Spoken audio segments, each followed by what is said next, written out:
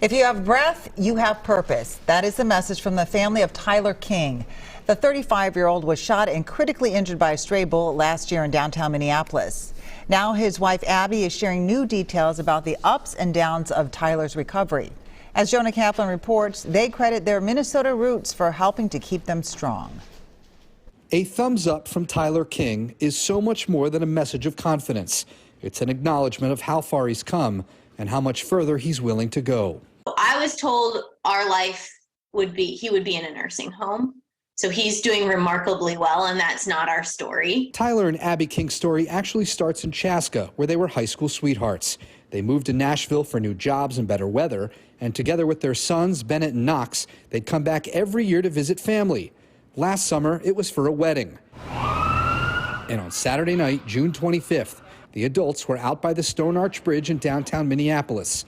As Tyler and his brother-in-law walked a friend to her car, a stray bullet struck him in the face. Shockingly, he was moving both sides of his body. There were brain bleeds.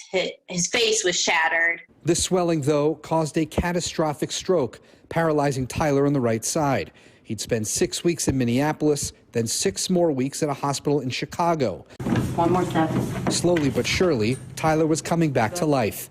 They returned home to Nashville in September, just as the boys were starting school. And we actually drove home from Chicago to Nashville. His dad drove and I was in the car, and it was surreal just even stopping to eat.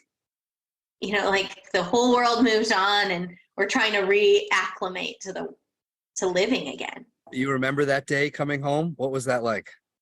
Well, it was terrifying. It was so hard to make so many decisions. But as Tyler took his first steps, Abby kept making great strides, keeping schedules, making home improvements, working on a fairy tale ending for this storybook family. If you have breath, you have purpose.